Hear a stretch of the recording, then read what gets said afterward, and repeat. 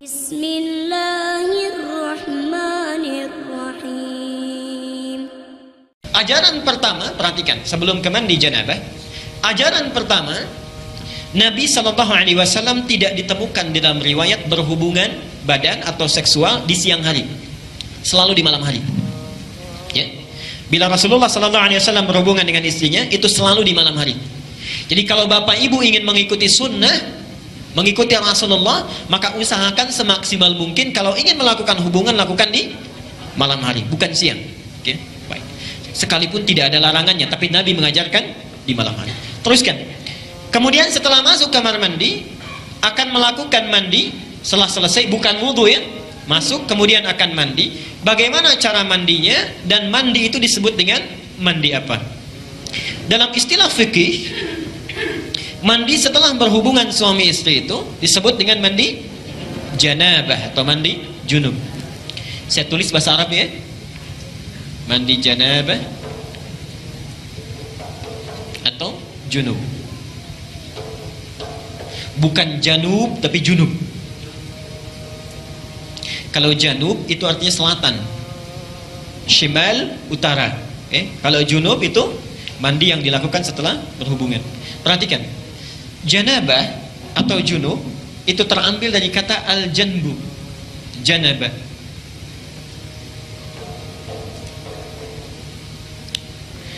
Yang berarti sisi satu bagian atau pinggir tertentu.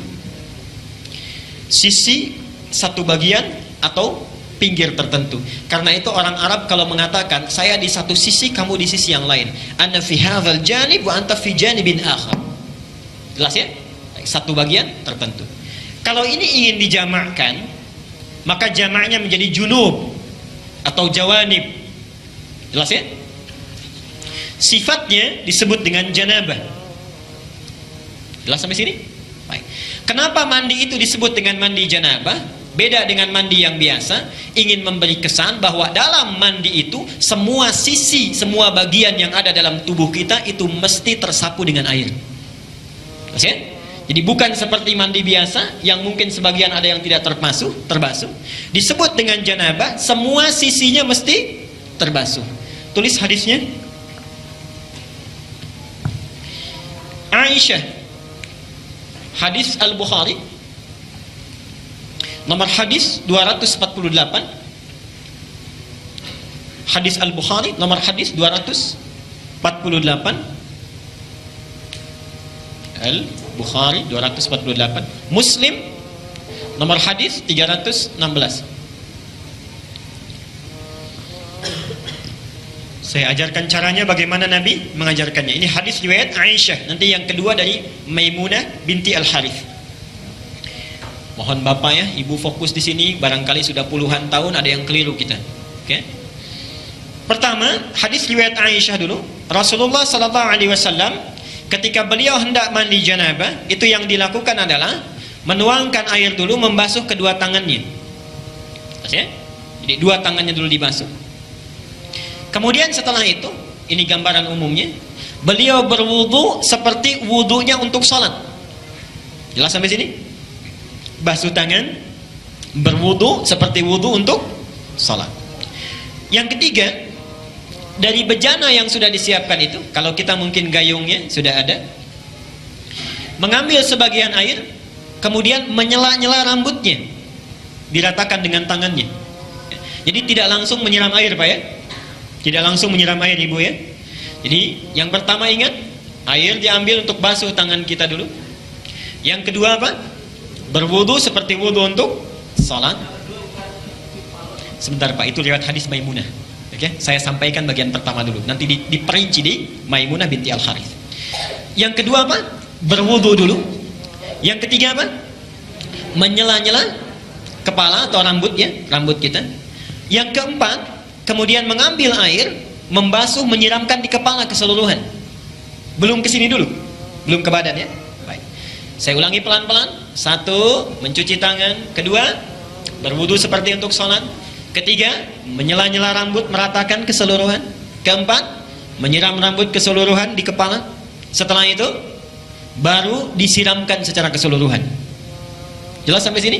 Disiramkan secara keseluruhan menggunakan sabun dan seterusnya. Ini gambaran hadis yang pertama yang umum sifatnya. Oke? Baik. Coba kita lihat. Hapus dulu di sini. Nah, sekarang kita lihat bagian yang kedua. Ini riwayat siapa tadi? Aisyah radhiyallahu anha.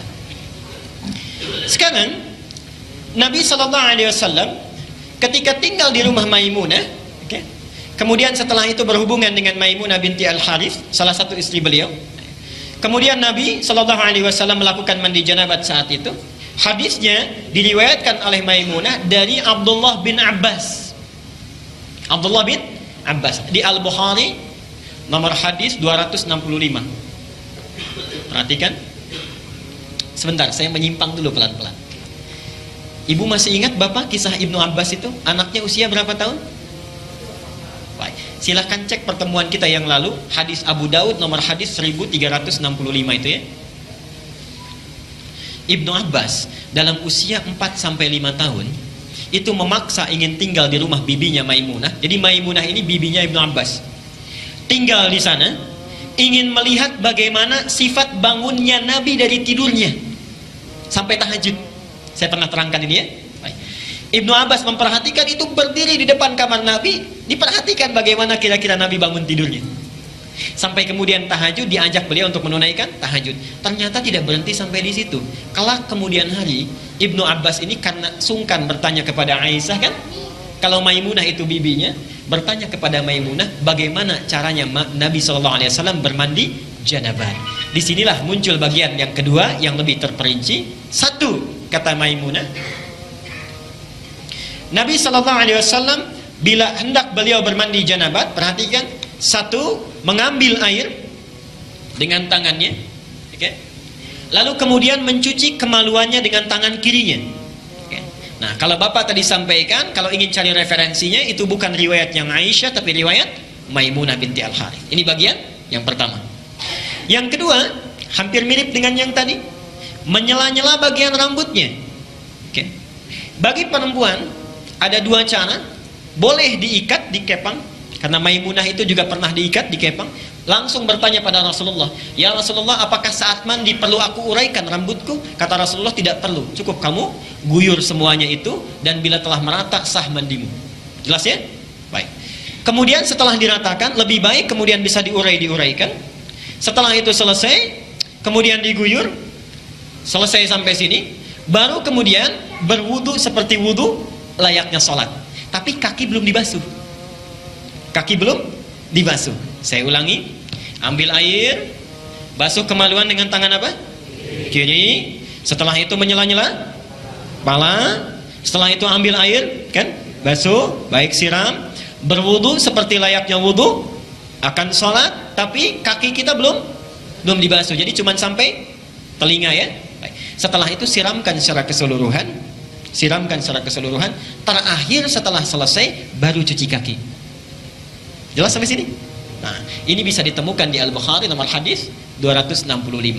Nah, dari sinilah kemudian ulama menggabungkan kedua hadis ini, dibuatlah susunan yang lebih lengkap. Pas ya? Baik, jadi dari yang pertama kalau kita gabungkan dua hadis ini, pertama mengambil air, cuci tangan dulu, riwayat Aisyahnya. Setelah tangan dicuci kemudian mencuci kemaluan. Setelah itu selesai, ada yang terlewat tadi, kalau di zaman Nabi setelah mencuci kemaluan dibasuh dengan air, lalu Nabi menepuk-tepukan ke tanah atau ke tembok ya. Itu maksudnya menghilangkan barangkali sebagian kuman-kuman yang masih menempel. Sifat tanah kan bisa menghilangkan, karena dulu belum ada sabun seperti sekarang. Nah, kalau Bapak ingin ikut, Ibu ingin ikut sunnah Nabi, ikuti dengan cara yang cerdas. Jangan setelah dibasuh tempel-tempelkan ke tembok begini. Cukup pakai sabun, dicuci dengan sabun. Saya ulangi dari awal, tangan dibasuh dulu, basuh kemaluan, kemudian cuci dengan sabun. Setelah itu sela-sela kan, baik ya, sela-sela, basuh kepala keseluruhan, berwudu seperti layaknya untuk sholat sampai kakinya, satukan sampai kakinya. Baru setelah itu dibasuh secara keseluruhan, mandi dengan rapi. Kalau sudah dilakukan tidak perlu wudu lagi. Ya, tidak perlu wudu lagi. Ada sahabat bertanya, ya Rasulullah, apakah saya perlu setelah mandi janabat itu berwudu kembali? Kata Nabi, harus seperti mandi apa lagi untuk membersihkan? Bahasanya metafor, harus seperti mandi apa lagi?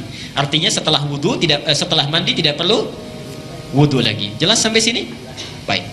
Kalau sudah jelas, kita berhenti dulu di sini, kita diskusi dulu. Nanti bila ada tidak ada pertanyaan, kita bahas 5 sampai 10 menit sampai keluar kamar mandi. Kalau ada pertanyaan barangkali kita bisa uraikan atau dalami dulu. Silakan, Pak. Dari depan dulu.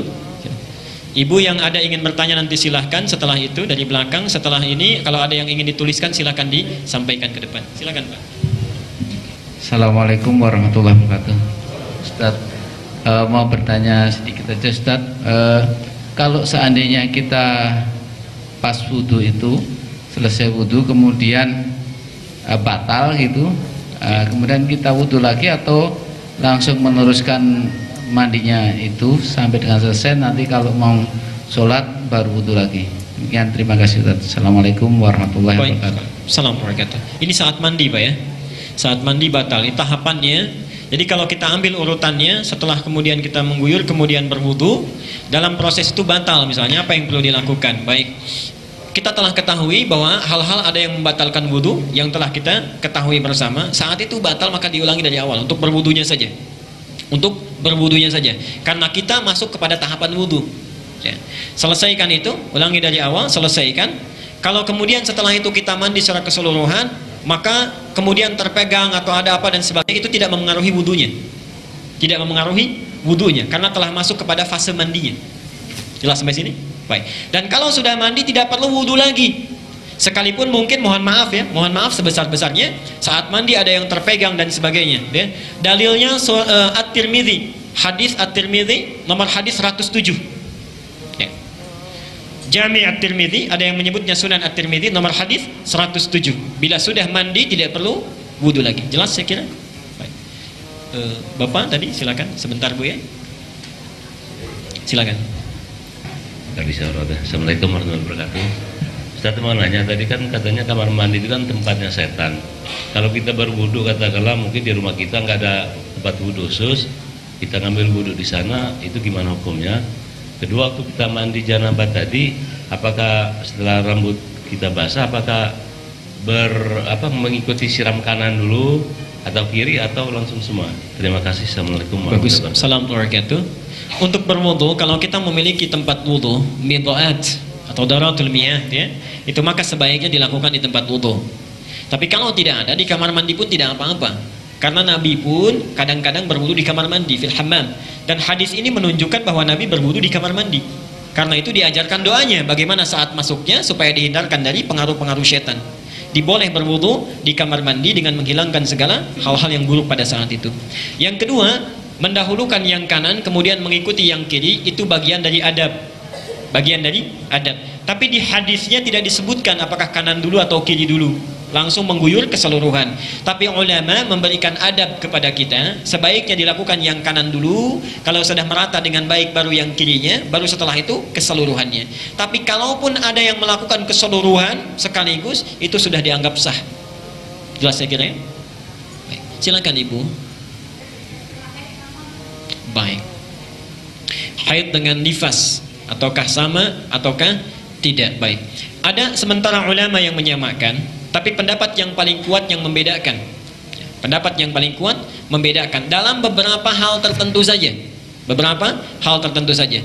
Bagian yang pertama adalah dipastikan dulu sudah bersih keseluruhannya. Sudah bersih keseluruhannya. Baik. Bagian yang kedua, kalau yang tadi mohon maaf mandi janabat membersihkan kemaluan, maka diantara mandi haid dan nifas itu membersihkan darahnya dulu. Sebagian kalau masih ada yang tersisa, selebihnya itu sama dari awal sampai akhirnya. Jelas ya? Baik. Ada yang lain? Ibu silakan dari dekat dulu barangkali.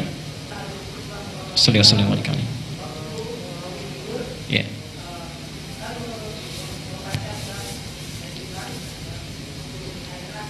Ya.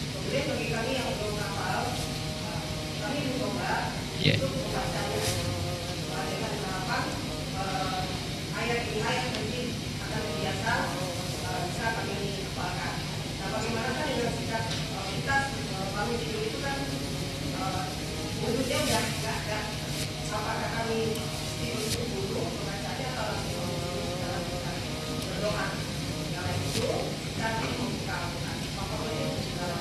Baik, baik. Ibu bagus Bu ya pertanyaannya. Saya pernah ditanya begini Bu. Ada seorang saat talim di Al-Azhar, seorang ibu bertanya pada saya, Pak, suami saya, maaf saya itu sakit sampai nggak bisa sholat dengan sempurna saat sakit itu. Apakah saat saya sholat dengan bertayamum dan terbaring sholat saya sah? Saya bilang, Ibu, sebelum bertanya berbahagia dulu dan bersyukur. Ibu sakit masih ingat sholat. Ada orang sehat nggak ingat sholat. Oke. Jadi ibu belum bisa baca, sudah ingat mau baca. Ada orang yang hafal bahkan tidak baca. Oke. Jadi bahagia dulu dengan itu.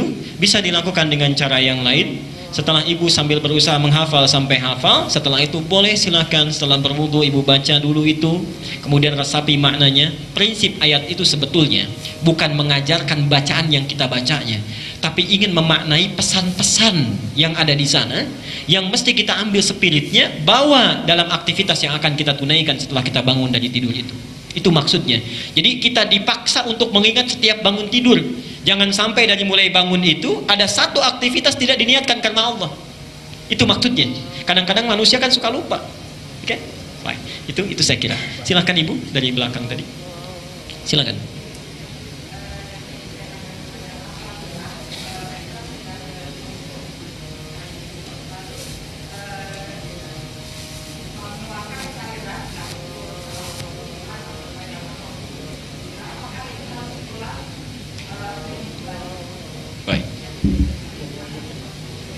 Waalaikumsalam warahmatullahi wabarakatuh. Ini baik pertanyaannya. Baik, mari kita lihat dulu. Cairan ini kan ada macam-macam ya. Kalau laki-laki nanti ada mandi, ada madhi, itu berbeda ya. Hadis Nabi SAW, bila cairan bertemu dengan cairan, maka wajib baginya mandi ya. Maka bermimpi bapak keluar misalnya cairannya terlihat ya, yang sudah kita pahami, maka wajib mandi. Kalau suami istri sekalipun misalnya maaf ya, tidak terhubung di antara keduanya tapi mengeluarkan cairan, itu juga wajib mandi ya, di antara hubungan seksual itu. Sekarang ada pertanyaan yang sangat bagus. Bila kemudian telah mandi, selesai gitu kan, keluar itu, maka apa yang perlu dilakukan? Mandi lagi atau tidak? Kita lihat dari sebab keluarnya. Lihat dari sebab keluarnya. Kalau keluarnya itu didasarkan pada pikiran-pikiran yang kurang baik tadi, muncul ini dan sebagainya, atau bahkan sesuatu yang dilarang, maka diulang dia. Tapi kalau misalnya itu mengalir begitu saja, tidak diketahui, cukup dibasuh kemudian berwudu kembali. Cukup dibasuh, berwudu kembali. Dan pendapat kedua itu yang paling baik. Jelas ya, saya kira. Baik. Silakan Pak.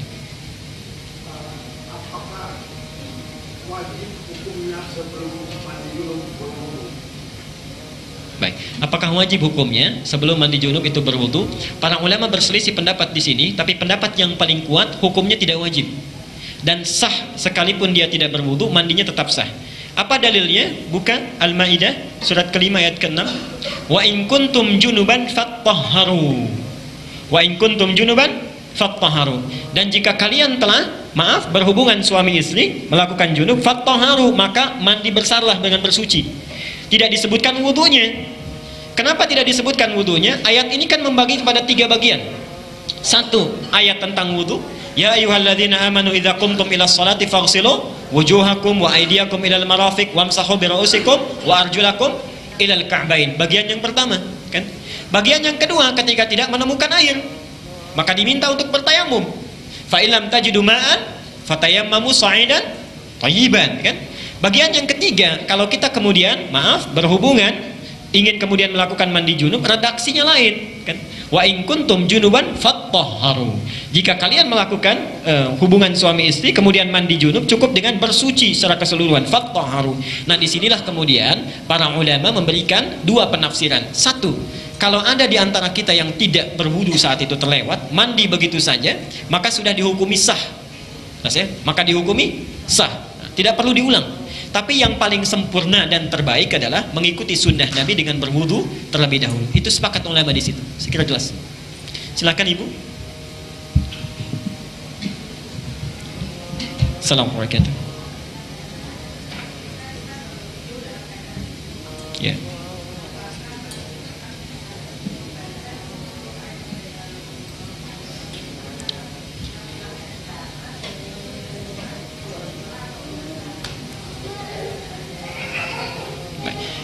ini sangat bagus pertanyaannya, dan ini yang paling baik saya kira. Apakah kalau bangun dari tidur setelah berhubungan masih tetap membaca ayat Quran 10 ayat terakhir Ali Imran atau tidak? Oke. Ibu sekalian, yang paling baik di sini adalah kita tidak membacanya karena dalam keadaan yang belum suci saat itu. Sebelum kita mandi kemudian membersihkan diri. Adapun sunnah yang tadi berlaku, mayoritas ulama berpendapat kalau bangun secara wajar. Bangun secara wajar. Dan di saat itulah yang disaksikan Ibnu Abbas, Rasulullah bangun secara wajar, bukan bangun dari setelah menunaikan mandi junub. Jadi Nabi SAW setelah bangun keluar dari kamarnya, Ibnu Abbas itu langsung diajak wudu, langsung sholat. Ya. Dulu sholatnya masih 13 rakaat tahajudnya. Diajarkan Ibnu Abbas bagaimana cara sholatnya dan seterusnya. Jelas sampai situ? Baik, saya kira silakan satu lagi. Ustaz, bagaimana kalau kita setelah melakukan hubungan, apakah boleh kita makan atau minum sebelum kita mandi junub? Baik.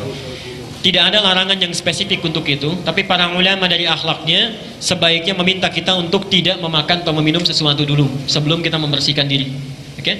Karena badan kita masih dalam keadaan kotor, rizki Allah itu sangat baik, gitu kan? Kemudian memberikan sesuatu hal yang baik, tidak selayaknya sesuatu yang baik masuk ke dalam sesuatu yang kotor. Itu hanya bagian dari akhlak atau adab saja. Tapi kalau sekiranya ingin kemudian makan dan minum, larangannya pun tidak ada. Cukup kita membersihkan tangan, mencuci, kemudian minum dan seterusnya. Baik ya? Saya kira itu.